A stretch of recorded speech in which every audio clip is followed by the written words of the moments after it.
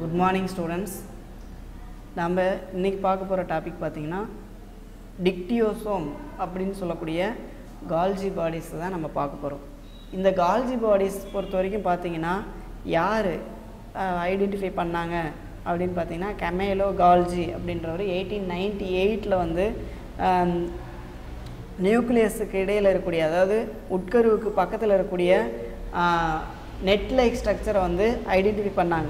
வலைப்பின்னல் மாதிரி இருக்கக்கூடிய ஒரு அமைப்பை வந்து கண்டுபிடிச்சாங்க. இது மாதிரி இருக்கக்கூடிய அந்த உள்ளே இருக்கக்கூடிய இந்த வலைப்பின்னல் பார்த்திங்கன்னா அவர் கண்டுபிடிச்சதுனால அவருடைய பேர்லேயே Golgi apparatus R Golgi bodies அப்படின்னு சொல்லி பேர் வச்சாங்க. இதில் பார்த்திங்கன்னா நம்மளுக்கு சின்ன சின்ன வெசிக்கலாக பார்த்திங்கன்னா பிளான்ட்டில் இது இருக்கும். அதனால தான் பிளான்ட்டில் சின்ன சின்ன வெசிகல்ஸாக இதை பார்க்குறதுனால இதை நம்ம என்னென்னு சொல்கிறோம் அப்படின்னா டிக்டியோசோம் அப்படின்னு சொல்லி சொல்கிறாங்க. இப்போ கால்ஜி பாடிஸுக்கு அனதர் நேம் என்ன அப்படின்னு பார்த்தீங்கன்னா டிக்டியோசோம் அப்படின்னு சொல்லி சொல்கிறோம். இப்போ இந்த கால்ஜி பாடிஸ் பொறுத்த வரைக்கும் பார்த்தீங்கன்னா இதில் பாருங்கள் தட்டையாக பை மாதிரி இருக்கக்கூடிய அமைப்பில் இருக்கும் அப்படின்னு சொல்லி சொல்கிறாங்க. இதில் வேறு என்னென்ன பார்ட்ஸ் இருக்கும் அப்படின்னா சிஸ்டர்னே அப்படின்னு சொல்லக்கூடிய பார்ட்ஸ் இருக்கும். அதுக்கப்புறம் டியூபியூல்ஸ் அப்படின்னு சொல்லக்கூடிய அந்த பார்ட்ஸ் இருக்கும். அப்புறம் வெசிக்கிள்ஸ், இந்த வெசிக்கிள்ஸ் இதெல்லாமே இருக்கும் அப்படின்னு நம்ம சொல்கிறோம். இது அது தவிர நம்மளுக்கு கால்ஜி வேக்யூல்ஸும் இதெல்லாம் நம்மளுக்கு ப்ரெசண்ட்டாக இருக்கும். இந்த டயக்ராமில் பார்த்தீங்கன்னா தெரியும். இப்போ நம்மளுக்கு பிளான்ஸில் பொறுத்த வரைக்கும் இந்த சிஸ்டர்னே அப்படின்னு சொல்லி கொடுத்துருக்காங்க பாருங்கள். அந்த பார்ட்ஸில் அந்த சிஸ்டர்னே எத்தனை இருக்கும் அப்படின்னா 10 to 20 நம்பர்ஸில் நம்மளுக்கு அப்படியே ஒரு குவியல் மாதிரி இருக்கும் அப்படின்னு சொல்லி சொல்கிறாங்க. அதிலே பாருங்கள் அடுக்கடுக்காக நம்மளுக்கு இருக்கும். அடுக்கடுக்காக இருக்கிறதுல 10லேருந்து 20 நம்பர்ஸில் இந்த குவியல் மாதிரி இருக்கும் அப்படின்னு சொல்கிறாங்க. இப்போ ஒவ்வொரு குவியலுமே பார்த்திங்கன்னா நம்மளுக்கு ஒரு மெல்லிய அதாவது தின் லேயராக இருக்கும். சைட்டோபிளாஸ்டில் இருக்கும். தின் லேயராக அந்த அடுக்கடுக்காக என்ன இருக்கும் அப்படின்னா செல்லில் இருக்கக்கூடிய சைட்டோபிளாஸ்டில் இருக்கும் அப்படின்னு சொல்லி சொல்கிறாங்க. சிஸ்டர்னேவோடைய அந்த அவுட்டரில் விளிம்பில் இருக்கக்கூடிய அந்த வலைப்பின்னலோடு இருக்கக்கூடிய அந்த டியூபியூல்ஸ், அதுக்கப்புறம் அந்த வெசிக்கிள்ஸ் இதெல்லாமே இருக்கும். சைடில் பார்த்தீங்கன்னா உங்களுக்கு தெரியும் அந்த டியூபியூல்ஸ் இருக்கும், வெசிக்கிள்ஸ் எல்லாமே ப்ரெசண்ட்டாக இருக்கும்னு சொல்கிறாங்க. இப்போ இந்த டியூபியூல் பார்த்திங்கன்னா சிஸ்டர்னேவை நம்மளுக்கு ஒன்றோடு ஒன்று இணைக்குது. அந்த டியூபியூல்ஸ் பார்த்திங்கன்னா அந்த சிஸ்டர்னேவை ஒன்றோடு ஒன்று இணைக்கிறதுக்காக ஹெல்ப் பண்ணுது அப்படின்னு சொல்லி சொல்லியிருக்காங்க. இதோடைய விட்டம் பொறுத்த வரைக்கும் அதாவது 30லேருந்து 50 நேனோமீட்டர் இருக்கும் அப்படின்னு சொல்லி சொல்கிறாங்க. இதில் ஒவ்வொரு வெசிக்கல்ஸும் பார்த்திங்கன்னா நம்மளுக்கு லார்ஜ் சர்க்குலராக இருக்கும், அல்லது பெரிய உருண்டையாக இருக்கும், அல்லது குழி மாதிரி பை மாதிரியான அமைப்புலையும் இருக்கும். குழிவு போன்ற ஒரு பை மாதிரியான அமைப்புலையும் இது இருக்கும் அப்படின்னு சொல்லி சொல்கிறாங்க. இப்போ இந்த டியூபியூல்ஸில் அதனுடைய அந்த டிப் ரீஜனில் இருந்து பார்த்திங்கன்னா சின்ன பை மாதிரி இருக்கக்கூடிய இந்த வெசிக்கல்ஸ் ஆனது நம்மளுக்கு வருது அப்படின்னு சொல்லி சொல்கிறாங்க. இது பொறுத்த வரைக்கும் நம்மளுக்கு எப்படி இருக்கும், இந்த வெசிக்கல்ஸ் பொறுத்த வரைக்கும் வளவளப்பாக இருக்கும். அதே சமயத்தில் கிளாண்டு சுரக்கும் தன்மையோடையும் இருக்கும் அப்படின்னு சொல்லி சொல்கிறாங்க. இப்போ இந்த கால்ஜி வேக்யூல்ஸ், இந்த வாக்யூல் சொன்னோம். இந்த வேக்யூல் பொறுத்த வரைக்கும் பார்த்திங்கன்னா நம்மளுக்கு எப்படி இருக்கும் அப்படின்னா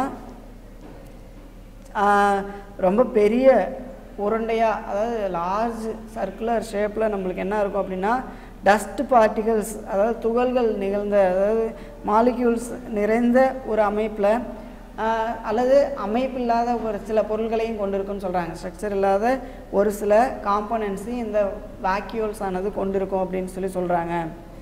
இதில் பார்த்திங்கன்னா சில லைசோசோம் இது என்ன பண்ணுது அப்படின்னா சிலது என்ன பண்ணுது அப்படின்னா லைசோசோம் மாதிரியான பணியையும் செய்யுது அந்த வேக்யூல் அப்படின்னு சொல்லக்கூடியது அப்படின்னு சொல்கிறாங்க. அப்போ இந்த இது எதுக்கு ஹெல்ப் பண்ணுது அப்படின்னா புரோட்டீன்ஸை உருவாக்கக்கூடியது. அதே சமயத்தில் தனித்தனியாக நம்மளுக்கு ஒவ்வொன்றையும் நம்மளுக்கு உருவாக்குறதுக்காக இந்த கோல்ஜி பாடிஸ் ஆனது ஹெல்ப் பண்ணுது அப்படின்னு சொல்லி சொல்கிறாங்க. தொடர் நிலைகளை வந்து தனித்தனியே நம்மளுக்கு நிகழ்கிறதுக்காக இந்த கால்ஜி பாடிஸ் ஆனது ஹெல்ப் பண்ணுது அப்படின்னு சொல்லி சொல்லியிருக்காங்க. இதில் நம்மளுக்கு இது சொரசொரப்பான அதாவது ரஃப் எண்டோபிளாஸ்மிக் ரெட்டிகுலம் அதனுடைய டிப்லேருந்து என்ன ஆகுது அப்படின்னா சின்ன பை மாதிரியான அமைப்பு வந்து நம்மளுக்கு வெளியே தோன்றுது. அது மாதிரி இந்த சின்ன பை மாதிரியான அமைப்புகள் வந்து பார்த்திங்கன்னா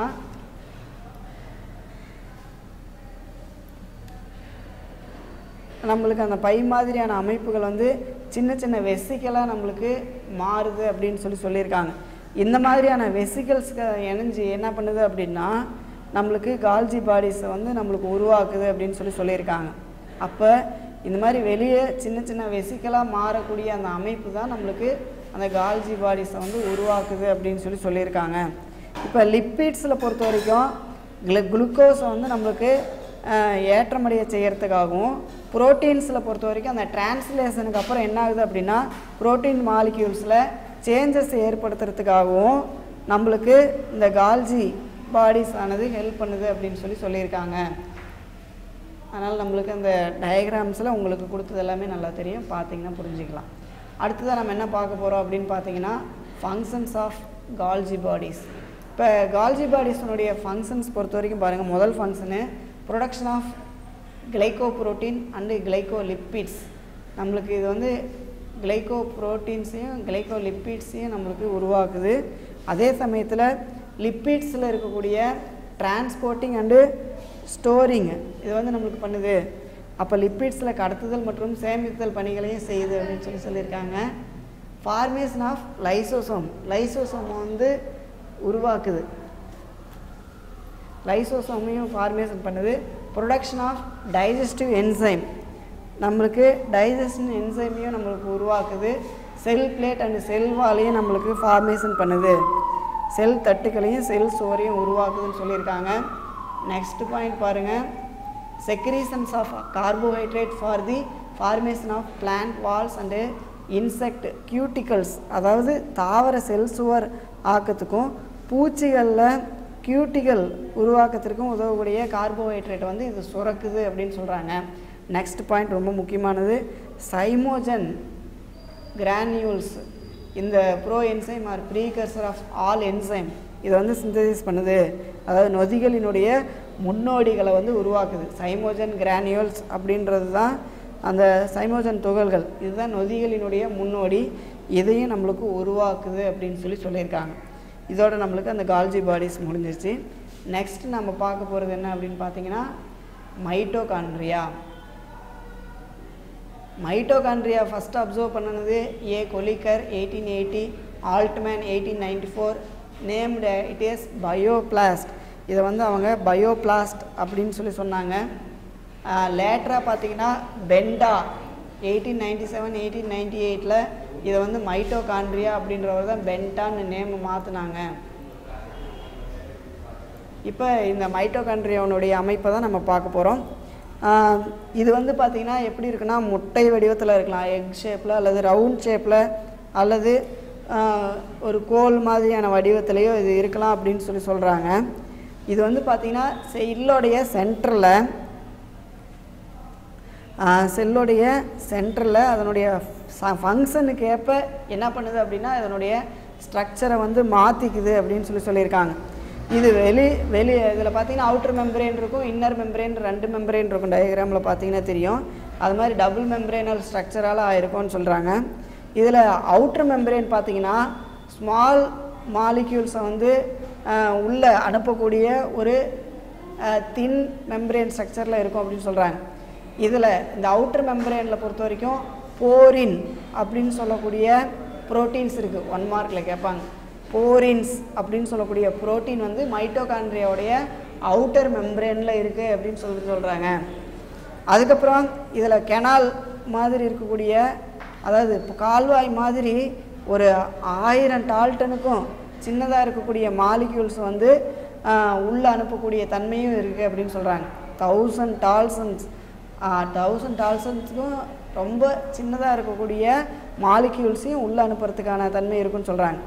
இந்த மைட்டோகாண்ட்ரியாவில் பொறுத்த வரைக்கும் பார்த்திங்கன்னா உள்ளே இருக்கக்கூடிய இன்னர் மெம்பரேன், இந்த இன்னர் மெம்பரேன் பொறுத்த வரைக்கும் பார்த்திங்கன்னா 2 அறையாக பிரியுது. அதனால் 2 லாக்யூலாக பிரியுது. வெளி பக்க அறையில் பார்த்திங்கன்னா 2 ஜவ்வுக்கும் இடையில இருக்கும். வெளிப்பக்க அறை பார்த்திங்கன்னா 2 ஜவ்வுக்கும் இடையில இருக்கும். அதே மாதிரி இது மைட்டோகாண்ட்ரியாவுடைய அவுட்டர் சர்ஃபேஸ் அப்படின்னும், உள்பக்கமாக இருக்கக்கூடிய அந்த அறையை பார்த்திங்கன்னா மேட்ரிக்ஸ் அப்படின்னு சொல்லக்கூடிய பொருளாலையும் நம்மளுக்கு நிரப்பப்பட்டிருக்கும்னு சொல்கிறாங்க. இப்போ இந்த உள்பக்கமாக உட்புறமாக பார்த்திங்கன்னா படத்தில் பாருங்கள் மடிப்பாக நம்மளுக்கு இந்த அமைப்பு இருக்கும். இந்த மடிப்பாக இருக்கக்கூடிய அந்த நீட்சிக்கு என்ன பேர் அப்படின்னா கிறிஸ்டே அப்படின்னு பேர். ஒவ்வொரு விரல் மாதிரியான நீட்சிகள் இருக்கும். இந்த மாதிரி நீட்சிகளுக்கு கிறிஸ்டே அப்படின்னு பேர். இது எலக்ட்ரான் டிரான்ஸ்போர்ட் ஸ்ட்ரக்சரில் பார்த்திங்கன்னா நிறைய என்சைம் இந்த கிறிஸ்டேவில் தான் இருக்குது அப்படின்னு சொல்கிறாங்க. கிறிஸ்டேவில் தான் இந்த எலக்ட்ரான் டிரான்ஸ்போர்ட்டுக்கு தேவையான many enzymes R located in cristae அப்படின்னு சொல்கிறாங்க. இதனுடைய இன்னர் ரூமில் பார்த்தீங்கன்னா உள்ளறையில் பார்த்தீங்கன்னா எதனால் ஆயிருக்குன்னா புரோட்டீன் சப்ஸ்டன்சஸால் ஆயிருக்கும், புரத பொருள்களால் ஆயிருக்கும். இதுக்கு என்ன பேர் சொல்கிறாங்கன்னா மைட்டோகாண்ட்ரியல் மேட்ரிக்ஸ். அப்போது உள்ளே இருக்கக்கூடிய புரதத்தால் ஆன அந்த அடுக்குக்கு என்னன்னு சொல்கிறாங்கன்னா மைட்டோகாண்ட்ரியல் மேட்ரிக்ஸ் அப்படின்னு சொல்கிறாங்க. இந்த உள் உரையில் பரப்பில் பார்த்தீங்கன்னா காம்பு மாதிரியான துகள்கள் இருக்கும், சின்ன சின்னதாக காம்பு மாதிரியான துகள்கள் இருக்கும். இதுக்கு தான் நம்மளுக்கு எலிமெண்ட்ரி பார்ட்டிகல்ஸ் அப்படின்னு சொல்கிறாங்க, தொடக்க நிலை துகள்கள் அப்படின்னு சொல்கிறாங்க. அல்லது பெர்னாண்டியா மோரன் பார்ட்டிகல்ஸ் அப்படின்னு சொல்கிறாங்க. அவர் தான் கண்டுபிடிச்சார், அதனால் அதுக்கு வந்து பெர்னாண்டியா மோரன்ஸ் பார்ட்டிகல்ஸ்ன்னு சொல்கிறாங்க. F1 துகள்கள், F1 பார்ட்டிகல்ஸ் அப்படின்னு சொல்கிறாங்க. அல்லது ஆக்சிசோம்ஸ் அப்படின்னு சொல்கிறாங்க. நல்லா கவனிச்சிக்கங்க. உள்ளுரையில் இருக்கக்கூடிய காம்பு மாதிரியான அந்த அமைப்புகள் வந்து இருக்கும். இந்த காம்பு மாதிரியான அமைப்புகளுக்கு தான் எலிமெண்ட்ரி பார்ட்டிகல்ஸ் அல்லது பெர்னாண்டியா மோரன் பார்ட்டிகல்ஸ் அல்லது F1 பார்ட்டிகல்ஸ் ஆர் ஆக்சிசோம் அப்படின்னு சொல்கிறாங்க. இது 1 மார்க்கில் முக்கியமான கேள்வி. ஒவ்வொரு F1 பார்ட்டிகல்ஸும் பார்த்தீங்கன்னா வட்டமான தலை, அதாவது சர்க்குலர் ஷேப்பில் ஹெட் இருக்கும், காம்பு இருக்கும், அதுக்கப்புறம் அதனுடைய அடிப்பகுதி அப்படின்னு 3 பார்ட்ஸால் இருக்கும். தலை, காம்பு, அடிப்பகுதி பேசல் ரீஜன் அப்படின்னு சொல்லி 3 பார்ட்ஸால் இருக்கும். இதில் ஹெட் பார்ட்டிகல்ஸில் பார்த்தீங்கன்னா ஆக்சிகரணத்து அதாவது ஆக்சிடேட்டிவ் பாஸ்பாரிலேஷனுக்கு தேவையான ஏடிபி சிந்தேஸ் அப்படின்ற என்சைம் இருக்குது, ரொம்ப முக்கியமான 1 மார்க். அதனுடைய ஹெட் ரீஜனில் பார்த்தீங்கன்னா ஆக்சிடேட்டிவ் பாஸ்பாரிலேஷன்ஸுக்கு தேவையான ஏடிபி சிந்தேஸ் அப்படின்னு சொல்லக்கூடிய என்சைம் இருக்கும். பல அயான்ஸ் அல்லது ஸ்மால் மாலிக்யூல்ஸ் இது எல்லாத்தையும் பார்த்தீங்கன்னா டிரான்ஸ்போர்ட் பண்ண முடியாத ஒரு சவ்வா இந்த இன்னர் மெம்பரேனானது இருக்குது அப்படின்னு சொல்லியிருக்காங்க. இப்போ ஆக்சிடேட்டிவ் பாஸ்பாரிலேஷனுக்கு ஹெல்ப் பண்ணக்கூடிய புரோட்டான் வாட்டத்தை வந்து இது தக்க வைக்கிறதுக்கு இந்த சவ்வானது ஹெல்ப் பண்ணுது அப்படின்னு சொல்லியிருக்காங்க. சரி, நெக்ஸ்ட் நாம் என்ன பார்க்க போகிறோம் அப்படின்னா மைட்டோகாண்ட்ரியாவில் என்னென்னலாம் இருக்குது. புரோட்டீன்ஸ் பொறுத்த வரைக்கும் 73% இருக்குது. அதுக்கப்புறம் 25 to 30% லிப்பிட்ஸ் இருக்குது. அதுக்கப்புறம் 5 to 7% RNA இருக்குது. DNA இன் ட்ரேசஸ் கொஞ்சமாக சிறிதளவு இருக்கும் அப்படின்னு சொல்கிறாங்க. என்சைம்ஸ் மொத்தமாக ஒரு 60 வகையான நொதிகள் இருக்குது அப்படின்னு சொல்கிறாங்க. இந்த மைட்டோகாண்ட்ரியாவை நாம் பவர் ஹவுஸ் ஆஃப் தி செல் அல்லது செல்லின் ஆற்றல் உலைகள் அப்படின்னு சொல்கிறாங்க. அதாவது இதில் வந்து அதிகமான அளவுக்கு ஏடிபியை வந்து ப்ரொடியூஸ் பண்ணுறதுனால இதை வந்து நம்ம செல்லின் ஆற்றல் உலைகள்னு சொல்கிறாங்க. They produce energy rich ATP. எல்லா என்சைமும் பார்த்தீங்கன்னா Krebs cycle and found in the matrix except succinate டீஹைட்ராஜினேஸ்.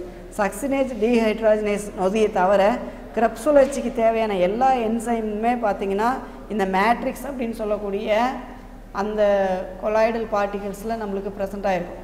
Mitochondria consist of circular DNA. இதில் பார்த்திங்கன்னா நம்மளுக்கு வட்ட வடிவமான டிஎன்ஏ இருக்கும், 70S ரைபோசோமானது இருக்கும் அப்படின்னு சொல்கிறாங்க. இப்போ நம்மளுக்கு இந்த புதுசாக ஒரு மைட்டோகாண்ட்ரியல் பிளவுறுதல் முறை வந்து நம்மளுக்கு அந்த மல்டிப்ளை எப்படி நடக்குது அப்படின்னா ஃபிஷன் அண்ட் ரெப்ளிகேட் ஆகுது. ஏன்னா ஏற்கனவே இருந்த பழைய மாதிரியிலேருந்து நம்மளுக்கு ஃபிஷன் ஆயோ அல்லது ரெப்ளிகேட்ஸ் ஆயோ ஒரு நியூ ஸ்டாண்ட் ஆஃப் மைட்டோகாண்ட்ரியா வந்து நம்மளுக்கு தோற்படுத்துது. அதே மாதிரி இலை இடப்பெயர்வு மாதிரி, அதாவது ஸ்ட்ராண்ட் டிஸ்பிளேஸ்மெண்ட் மாடல் அப்படின்னு சொல்லக்கூடியது. அந்த இலை இடப்பெயர்வு மாதிரி முறையால் இந்த டிஎன்ஏ வந்து ரெப்ளிகேட்ஸ் ஆகுது, இரட்டிப்படையுது அப்படின்னு சொல்கிறாங்க. இப்போ மைட்டோகாண்ட்ரியாவில் டிஎன்ஏ இருக்கிறதுனால இது ஒரு பாதி தற்சார்புடையது. ஏன்னா இதில் டிஎன்ஏ நம்மளுக்கு இருக்கிறதுனால இது வந்து செமி அட்டானமஸ் ஆர்கனல் அப்படின்னு சொல்கிறாங்க. பாதி தற்சார்புடைய செல் நுண்ணுறுப்பாக இது இருக்குது அப்படின்னு சொல்லியிருக்காங்க. இது வந்து ஒரு மிகச்சிறந்த ஒரு யூனிக் கேரக்டர்ஸாக மைட்டோகாண்ட்ரியாவில் நம்ம சொல்லக்கூடியது. அது மட்டும் இல்லாமல் இது வந்து ஃபீமேல் பேரண்ட் ஒன்லி அப்படின்னு சொல்லியிருக்காங்க. அதாவது தாய் வழி பாரம்பரியத்தின் மூலமாக சேய்க்கு சென்றடைகிறது, தாய் வழியாக மகன்களுக்கு சென்றடைகிறதுனால. அப்போ மைட்டோகாண்ட்ரியாவில் இருக்கக்கூடிய அந்த டிஎன்ஏ கம்பேரிசன்ஸ், அதாவது ஒப்பீடுகள் பார்த்திங்கன்னா மனிதன் தோற்றத்தை பதிவேடு செய்யலாம் அப்படின்னு சொல்கிறாங்க. ட்ரேஸ் ஹியூமன் ஆரிஜின்ஸ், அதாவது மனிதனுடைய தோற்றத்தையும் பதிவேடு செய்யலாம் அப்படின்றது இன்னொரு சிறப்பாக சொல்கிறாங்க. அது மட்டும் இல்லாமல் இந்த மைட்டோகாண்ட்ரியா டிஎன்ஏ மூலமாக தற்கால பரிணாம கால அளவையும் நம்ம என்ன பண்ணலாம்னா கணக்கிட முடியும்னு சொல்கிறாங்க. ரீசன்ட் எவல்யூஷனரி டைமையும் நம்மளை இது மூலமாக நம்ம ட்ரேஸ் பண்ண முடியும் ஹியூமனுக்கு அப்படின்னு சொல்லியிருக்காங்க.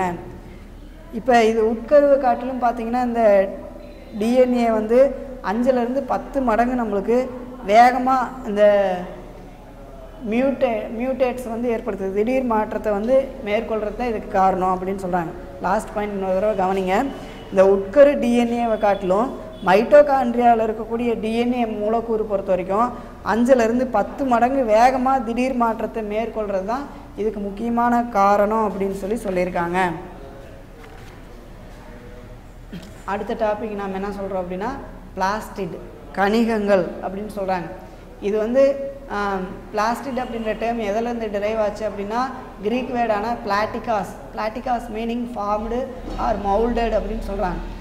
இதை வந்து யூஸ் பண்ணது ஏஎஃப்யூ ஸ்கிம்மர் அப்படின்னு சொல்கிறவர் 1885.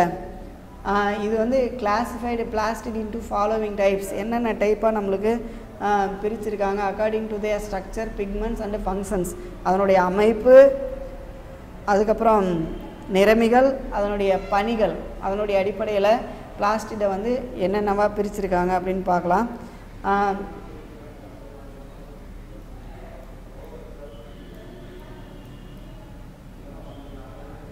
இதில் பாருங்கள், according to Schimper different kind of plastid can transform into one another, அதாவது கணிகங்கள் வந்து ஒன்றிலிருந்து மற்றொன்றாக மாறக்கூடியது அப்படின்னு அவர் சொல்லியிருக்கார்.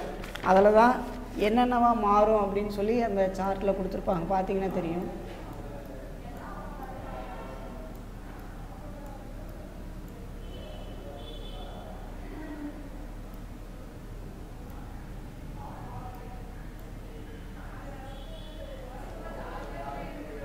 அதில் பாருங்கள், குளோரோபிளாஸ்ட்லேருந்து நம்மளுக்கு லியூகோபிளாஸ்டாக மாறும், லியூகோபிளாஸ்ட் குளோரோபிளாஸ்டாக மாறும், குளோரோபிளாஸ்ட்லேருந்து குரோமோபிளாஸ்ட் ஆகும், குரோமோபிளாஸ்ட் திரும்ப குளோரோபிளாஸ்ட் ஆகும், குரோமோபிளாஸ்ட் லியூகோபிளாஸ்டாக மாறலாம், லியூகோபிளாஸ்ட்.